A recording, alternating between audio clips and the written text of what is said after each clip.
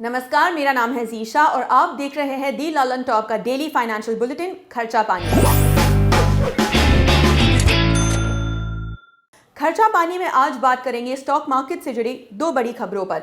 एक खबर जो पिछले कुछ दिनों से किसी सस्पेंस थ्रिलर की तरह रोज नए क्लाइमैक्सेस लेकर आ रही है, यानी नेशनल स्टॉक एक्सचेंज NSE की एक्स MD और CEO चित्र रामकृष्ण के सो कॉल्ड हिमालय गुरु साथी या कह लीजिए को लोकेशन स्कैम के मास्टरमाइंड आनंद सुब्रमण्यम की गिरफ्तारी की। और दूसरी खबर यूक्रेन पर रूसी हमले के बीच स्टॉक मार्केट में हुए जबरदस्त बाउंस बैक की। जानेंगे शेयर बाजारों की यह तेजी इस संकट से उभरने की कोशिश है या कोई छलावा। आखिर सेंसेक्स और निफ्टी में करीब 3% की तेजी का क्या है राज, और एक्सपर्ट्स की मदद से बताएंगे कि भारी उतार चढ़ाव वाले मार्केट में एक आम इन्वेस्टर को क्या करना चाहिए। आपके पास किस किस तरह के टेक्निकल प्रोटेक्शन हासिल है जिनकी मदद से आप अपने पसीने की कमाई डूबने से बहुत हद तक बचा सकते हैं। लेकिन सबसे पहले आते हैं रहस्य और रोमांच से भरी उस कहानी पर जिसमें आज एक नया मोड़ आया है। सेंट्रल ब्यूरो ऑफ इन्वेस्टिगेशन यानी CBI ने नेशनल स्टॉक एक्सचेंज में कथित घोटाले और इरेगुलरिटीज में शामिल होने के आरोप में आनंद सुब्रमण्यम को चेन्नई में गिरफ्तार कर लिया। आनंद सुब्रमण्यम NSE के पूर्व CEO और MD चित्र रामकृष्ण के चीफ स्ट्रैटेजिक ऑफिसर रहे हैं और NSI में ग्रुप ऑपरेटिंग ऑफिसर सहित कई बड़े पदों पर काम कर चुके हैं। जो चीज़ इस गिरफ्तारी को खास बनाती है वो उस शक की सुई है कि कहीं आनंद सुब्रमण्यम ही वह हिमालय योगी तो नहीं जिसकी आड़ में चित्र रामकृष्ण 20 साल तक बड़े बड़े फैसले करती रही। क्या आनंद सुब्रमण्यम की गिरफ्तारी के बाद चित्र रामकृष्ण का भी नंबर आएगा? और क्या इन्वेस्टिगेटिंग एजेंसियां आखिरकार उस रहस्य से पर्दा उठा पाएंगी कि एक कथित योगी कैसे दुनिया के चौथे सबसे बड़े स्टॉक एक्सचेंज को चला रहा था? आज सुबह CBI की ओर से बताया गया कि करीब 3 दिन की कड़ी पूछताछ के बाद सुब्रमण्यम को चेन्नई में उसके घर से गिरफ्तार कर लिया गया। CBI ने सुब्रमण्यम और चित्रा के बीच ईमेल कम्युनिकेशन और दूसरे कई लोगों के साथ संपर्कों से जुड़े डिजिटल डेटा भी बरामद कर लिया है। CBI की ओर से फाइल FIR में कहा गया है कि चित्रा रामकृष्ण ने सुब्रमण्यम को पहले अपना चीफ स्ट्रेटेजिक एडवाइजर नियुक्त किया और बाद में उसे प्रमोट करते हुए ग्रुप ऑपरेटिंग ऑफिसर बना दिया गया। इस बीच उसे खूब सैलरी हाइक और प्रमोशन मिले। इस पूरे मामले से पर्दा तब उठा जब 13 फरवरी को मार्केट रेगुलेटर सेबी ने अपनी एक जांच रिपोर्ट जारी की। इसमें कहा गया था कि सुब्रमण्यम NSI में आने से पहले बामा लॉरी में काम कर रहे थे जहां उनका सालाना पैकेज 15 लाख रुपए था, लेकिन चित्रा ने उन्हें चीफ स्ट्रेटेजिक ऑफिसर नियुक्त करते हुए 1.38 करोड़ रुपए का पैकेज दे दिया। आनंद को 1 अप्रैल 2003 को NSI में नियुक्त किया गया और उसी दिन उनकी पत्नी सुनीता आनंद को 7 लाख रुपए के पैकेज पर चेन्नई में रीजनल ऑफिस में एडवाइजर नियुक्त किया गया। कुछ ही समय में पति पत्नी दोनों की सैलरी में भारी इजाफा हुआ। सुनीता की सैलरी 3 साल में ट्रिपल होकर 1.33 करोड़ रुपए हो गई, जबकि सुब्रमण्यम का पैकेज 2.4 करोड़ तक जा पहुंचा। अब CBI ने जब सुब्रमण्यम को गिरफ्तार कर लिया है तो फोकस NSE के पूर्व चेयरमैन अशोक चावला की उस खास चिट्ठी पर भी आ गया है। चावला ने सेबी को लिखी चिट्ठी में कहा था कि वह रहस्य हिमालय योगी कोई और नहीं बल्कि आनंद सुब्रमण्यम ही हो सकता है। CBI ने सुब्रमण्यम को जिन आरोपों के तहत गिरफ्तार किया है उसमें सबसे बड़ा है को लोकेशन स्कैम। इन पर आरोप है कि NSE की एक टेक्नोलॉजिकल फैसिलिटी की आड़ में कुछ ब्रोकर्स को गोपनीय सूचनाएं देकर ट्रेडिंग में करोड़ों का फायदा पहुंचाया गया। क्या है यह को लोकेशन फैसिलिटी और कैसे हुआ इसमें घोटाला, ये भी समझ लीजिए। भारतीय स्टॉक एक्सचेंज मुंबई में है और ट्रेडिंग सैकड़ों हजारों किलोमीटर दूर देश विदेश के तमाम शहरों में होती है। ऐसे में स्टॉक प्राइसेस से जुड़े डेटा ट्रांसफर होने में कुछ सेकंड्स की देरी होती है। स्टॉक ट्रेडिंग में माइक्रो सेकंड की देरी भी मायने रखती है। मसलन 1 सेकंड पहले आपको पता चल जाए कि इस स्टॉक का दाम गिरेगा तो आप तुरंत बेच देंगे। इसी तरह कोई फेवरेट शेयर खरीद लेंगे। ये टाइम गैप खत्म करने के मकसद स्टॉक एक्सचेंज ब्रोकिंग कंपनियां को लोकेशन की फैसिलिटी देती है। इसके तहत ब्रोकर्स का सर्वर स्टॉक एक्सचेंजेस के डेटा सेंटर में या उसके बहुत करीब रखने की छूट दी जाती है और इसके लिए चार्जेस और रूल्स तय होते हैं। NSI की इन पूर्व अधिकारियों पर आरोप है कि इन्होंने कुछ बड़े ब्रोकर्स और विदेश संस्थागत निवेशकों को इस फैसिलिटी की आड़ में स्टॉक प्राइसिंग डेटा जल्द ट्रांसफर करवाने में मदद की। आरोप तो यह भी है कि कई बड़े FII, FPI ने चित्रा पर सेबी की जांच शुरू होते ही बड़े पैमाने पर स्टॉक्स बेच दिए थे। खैर, अब जब मामले के सबसे बड़े सूत्रधार की गिरफ्तारी हो गई है, जल्द ही कई सवालों से पर्दा उठ सकता है। बात शेयर मार्केट की छिड़ी है, तो आज के शानदार बाउंस बैक को कैसे नजरअंदाज कर सकते हैं। यूक्रेन पर रूस के लगातार हमलों के बीच आज शेयर बाजारों ने सरप्राइज रिकवरी की। सेंसेक्स और निफ्टी करीब 3% तक उछले। बाजार बंद होने तक ये बढ़त लगभग कायम रही। सेंसेक्स 1328 पॉइंट ऊपर 55,858 और निफ्टी 16,658 पर बंद हुए। आईटी, बैंकिंग और ऑटो शेयरों में सबसे ज्यादा तेजी देखी गई। कल 4% से ज्यादा की गिरावट के बाद अचानक ये तेजी क्यों आई? क्या रूस पर लगे आर्थिक प्रतिबंधों के चलते मार्केट ने ये मान लिया कि हालत नहीं बिगड़ेंगे, या ये रिकवरी टेम्परेरी है? हमने बात की सेबी रजिस्टर्ड इन्वेस्टमेंट एडवाइजर और फिन आइडियाज के फाउंडर गोविंद झावर से। मार्केट को अनसर्टेनिटी पसंद नहीं आती है। सब कुछ नॉर्मल चल रहा होता है तो मार्केट उसे पॉजिटिवली लेता है, और जब भी लगता है कि कुछ भी हो सकता है, ये सिचुएशन होती है, तो मार्केट हमेशा उसे ओवर रिएक्ट करता है। जिसके कारण कल जैसे ही अटैक शुरू हुआ, अटैक शुरू होने की न्यूज से ही वर्ल्ड वाइड सभी मार्केट टूटने शुरू हो गए। अब क्वेश्चन ये आता है कि अगले दिन फिर अचानक ऐसा क्या हो गया कि जिसके कारण मार्केट बाउंस बैक हो गए। सो मेरा ये समझना है कि ये केवल रिलीफ रैली है। अभी ये मार्केट रिकवर या फिर मार्केट बुलिश जोन में नहीं आया है। मार्केट के अंदर में अच्छे से अनसर्टेनिटी है। उस हर अनसर्टेनिटी में, या जब भी मार्केट बहुत जोर से टूटते हैं लंबे समय के लिए, तो बीच में कई बार छोटे छोटे उछाल आते हैं, जिसके कारण इन्वेस्टर को फिर से खड़े रहने का उम्मीद जगती है और इन्वेस्टर खड़ा रह जाता है। तो मेरा ये मानना है कि आज का ये जो बाउंस बैक है, ये केवल रिलीफ रैली है। मार्केट में अभी काफी अनसर्टेनिटी रहेंगी, बहुत बड़े बड़े उतार चढ़ाव हम लोग आने वाले समय पे देखने वाले हैं। मेरा ये समझना है कि पहले तो जब भी कुछ लड़ाई होती है तो जो लोग लड़ते हैं उन्हें नुकसान होता है, पर जो लोग नहीं लड़ते हैं उनको इनडायरेक्टली बेनिफिट होता है। बहुत ही क्रूड सेंस की बात अगर बोलूं आपको, तो कहीं पर भी लड़ाई हो रही है तो कंजम्पशन तो बंद नहीं हुआ। कंजम्पशन यदि बंद नहीं हुआ तो इकोनॉमी चालू ही है। तो आज अगर इंडिया के पर से इसे समझा जाए तो इंडियन मार्केट एक बुलिश जोन के अंदर में है। अच्छी न्यूज को वो बहुत पॉजिटिवली लेने वाले हैं, और आने वाले समय के अंदर में हमें इंडिया बहुत अच्छी ग्रोथ के रास्ते पे दिखने वाला है। रूस के हमले थमने का नाम नहीं ले रहे और यूक्रेन भी भरसक जवाबी हमले कर रहा है।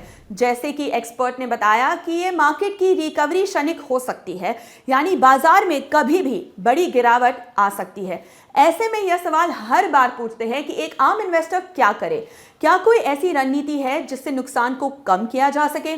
क्या गिरते बाजारों में भी ज्यादा कमाई वाले विकल्प सेफ है?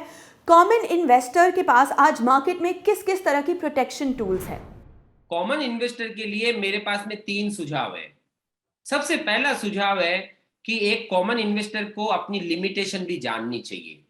इक्विटी मार्केट में इन्वेस्टमेंट करने के लिए हमें बहुत तरह की टेक्निकल और फंडामेंटल स्किल्स की जरूरत पड़ती है, और कई बार कॉमन आदमी अपने रेगुलर रूटीन के अंदर में ये सब नहीं कर पाता है, जिसके कारण सबसे बड़ी प्रॉब्लम ये होती है कि वो अभिमन्यु की जैसे एंटर तो इजीली हो जाता है, लेकिन जब मार्केट में वॉलेटिलिटी बढ़ती है, जब मार्केट में बहुत ज्यादा उतार चढ़ाव आते हैं, तो उसे उस मार्केट से बाहर निकलने में समस्या खड़ी हो जाती है, और वो इस उतार चढ़ाव वाले माहौल के अंदर में बीच में घबरा के कहीं भी निकलने की कोशिश करता है, एंड अल्टीमेटली वो लॉस कर लेता है।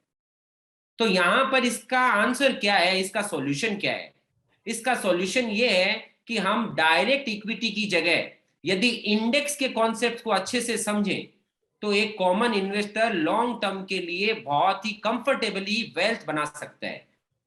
यहां पे सवाल ये आएगा कि इंडेक्स कैसे वेल्थ बनाता है। तो सबसे पहले हम समझते हैं इंडेक्स का कॉन्सेप्ट क्या है। इंडेक्स इंडिया के टॉप 30 टॉप 50 स्टॉक्स का एवरेज होता है। फॉर एग्जांपल बीएसई का इंडेक्स सेंसेक्स, वो इंडिया के टॉप 30 स्टॉक्स का एवरेज है। एनएसई का इंडेक्स निफ्टी, वो इंडिया के टॉप 50 स्टॉक्स का एवरेज है। अब ये टॉप 50 स्टॉक्स क्या है? तो ये टॉप 50 स्टॉक्स हैं stocks on the basis of free float market capitalization, मतलब वैल्यूएशन के टर्म्स में जो कंपनी टॉप पे है वो इंडेक्स में होगी, और जो कंपनी कमजोर है वो अपने आप बाहर निकल जाएगी। फॉर एग्जाम्पल, अभी निफ्टी के अंदर रिलायंस है, टीसीएस है, एचडीएफसी बैंक है।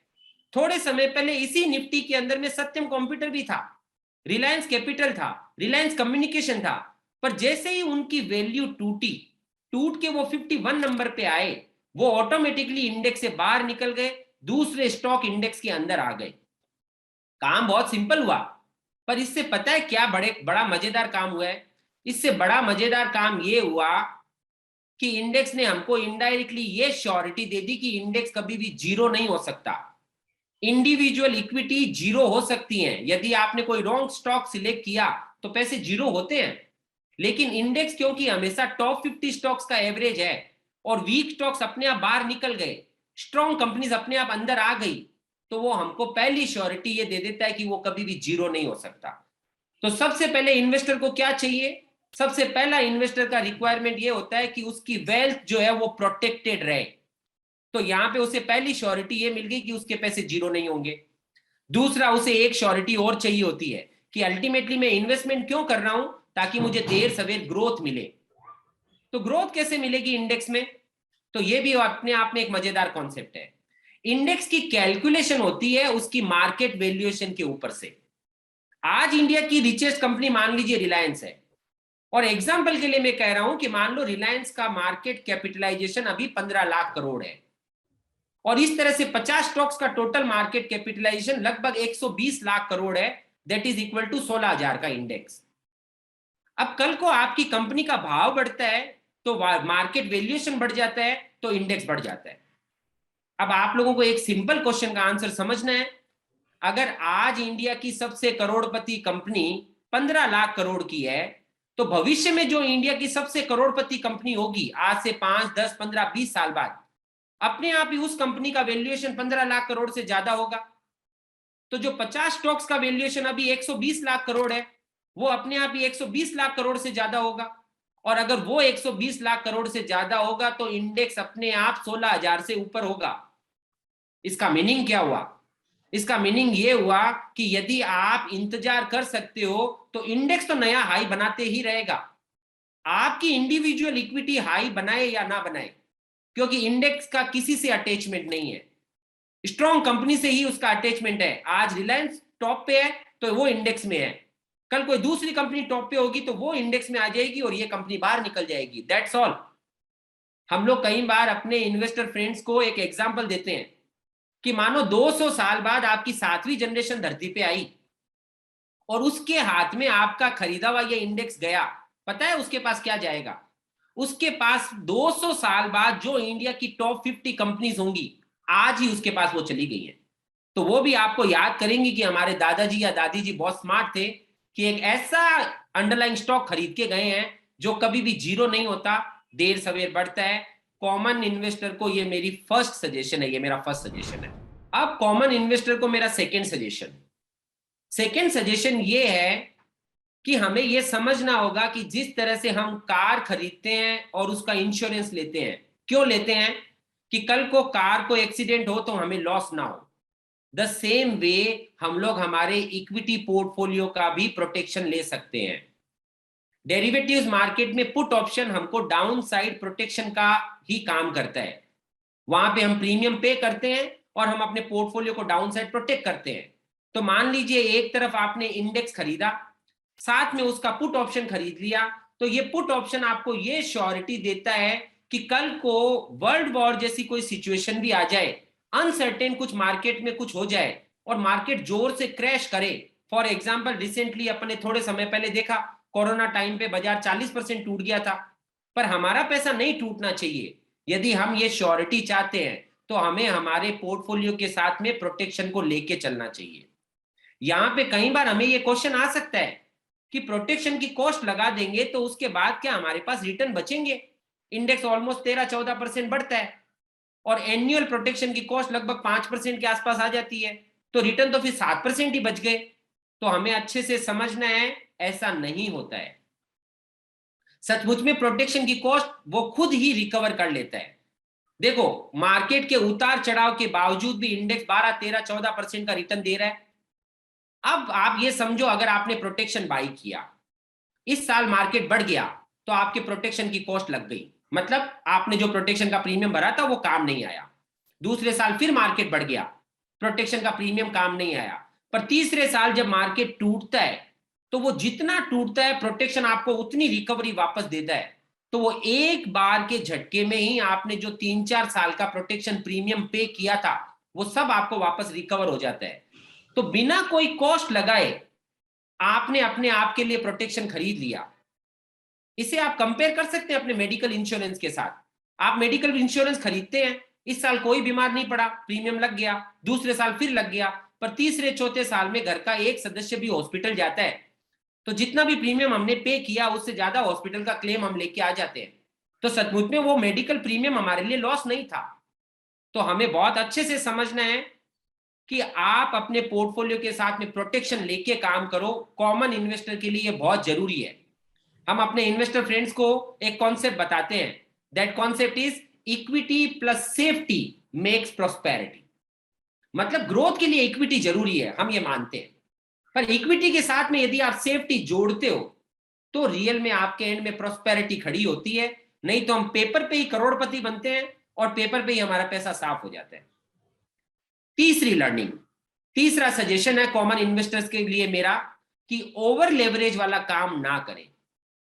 आपके पास में यदि 1 रुपया है और आप उस 1 रुपए पे 10 रुपए का काम करने जाते हो, नॉर्मली हम फ्यूचर्स खरीदते हैं तो ये काम करते हैं, उसके कारण सबसे बड़ी प्रॉब्लम ये होती है कि जैसे ही मार्केट हमारे रिवर्स में चलना शुरू होता है तो हमारा पैसा सबसे पहले साफ हो जाता है और हम बैंक्रप्सी पे आ जाते हैं।